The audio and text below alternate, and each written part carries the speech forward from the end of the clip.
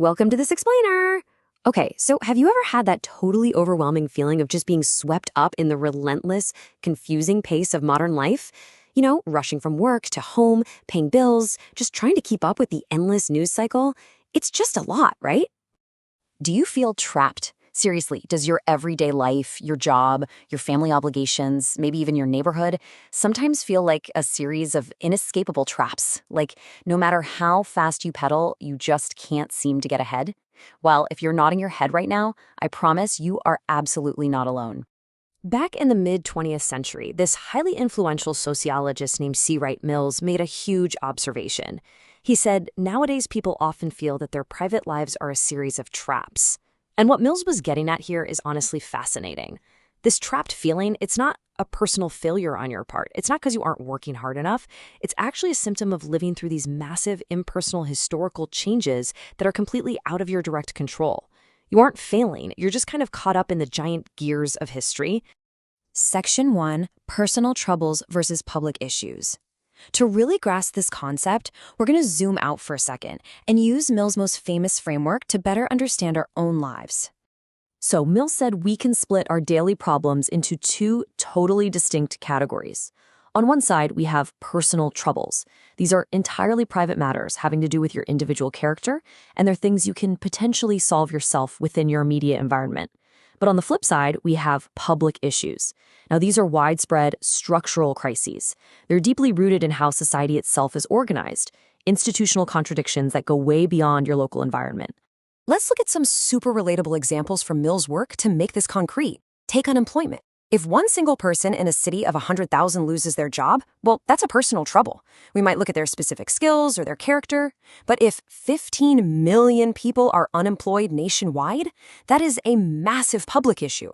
The very structure of economic opportunity has collapsed, and that requires systemic solutions. It's the exact same thing with marriage. One couple's struggle is a private trouble, but a skyrocketing national divorce rate is a public issue about the changing institution of the family itself.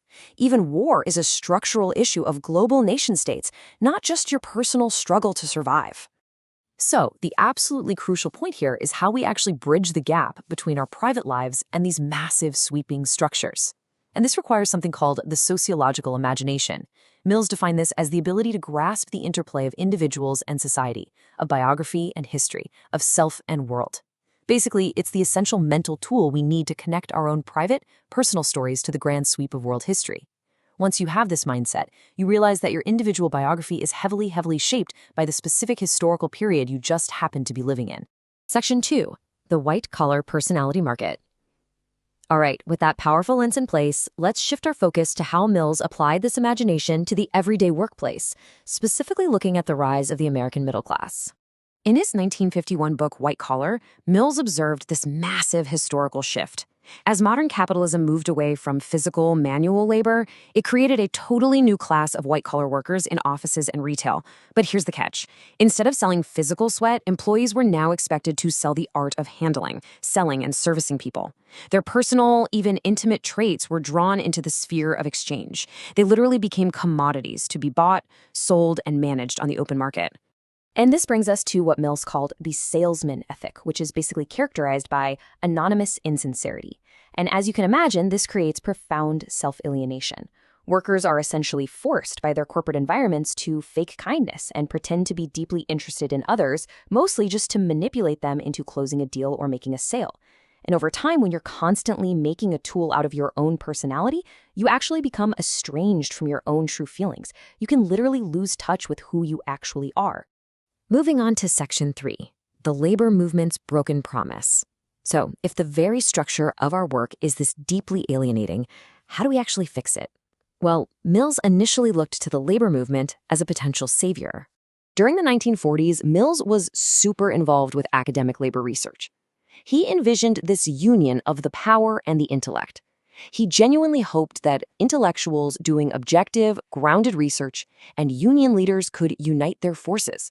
Together, they could create a radical, democratic transformation that would directly challenge corporate dominance.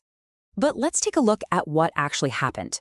In 1946, Mills had really high hopes for a vanguard labor movement, mostly fueled by these massive post-war strikes. But by 1947, he started fearing that sophisticated conservatives in the corporate world were beginning to co-opt these unions, essentially using them to discipline workers instead of liberating them. Then, in 1948, political events completely dashed his hopes for an independent Labor Party. And by the 1950s, Mills basically watched in dismay as labor unions largely abandoned their revolutionary potential. They simply became bureaucratic interest groups, acting as managers of discontent for corporate bosses. The contrast here is incredibly stark. On one side, you have the vanguard social movement that Mills initially hoped for, challenging the entire system and demanding true worker control. But on the other side, what it became was a pluralistic interest group simply protecting its own members' immediate wages and pretty much accepting the status quo. Now, whether you view this historical shift as a pragmatic, necessary victory for workers or a tragic loss of radical potential, Mill's analysis impartially points out that labor simply became just another vested interest in the political machine rather than a force for total systemic change. Section 4. Meet the power elite. With labor effectively sidelined from making those sweeping historical changes, Mills had to ask a brand new question. He zoomed out even further to figure out, if not the public and not the workers, who actually holds the reins of American society. So he introduced this concept of the power elite. He argued that real power wasn't broadly distributed among the public or regular politicians like we're often taught. Instead, it was concentrated in a highly exclusive trio of hierarchies. You have business executives at the head of major corporations, military leaders, or warlords as he sometimes called them, and the political directorate.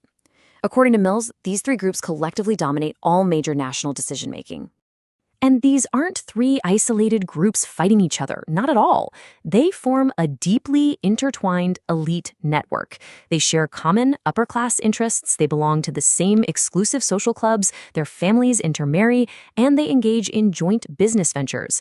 Above all else, they share a mutual vested interest in preserving the very status quo over which they comfortably preside. But here is the real key to understanding this whole setup. This elite doesn't necessarily rule by brute force or obvious coercion. No, they rule through a manipulative model. Mills theorized that public consent is actively managed and manipulated largely via the mass media. People are led to believe they are making independent, democratic choices, but they're actually being subtly guided by forces operating entirely behind the scenes. Section 5. Awakening your sociological imagination. Okay, let's bring this right back to you and me. This all sounds a bit heavy, right? How can we possibly navigate such an overwhelming top-down system where our jobs alienate us and a small elite holds all the real power? Well, the answer lies in reviving our own sociological imagination. Mills insisted that any great thinker, and really any aware citizen, must constantly ask three crucial questions. First, what is the structure of this society as a whole? Second, where does this society stand in human history right now? And third, what varieties of people are prevailing in this period? By regularly asking these exact questions, you start to see the invisible forces that are shaping your daily life. You stop flying blind. And this brings us to a really profound realization. We live in what Mills called an age of fact. We are completely flooded with news feeds, data, and endless statistics. But information is not enough. We don't need more raw data to scroll through on our phones.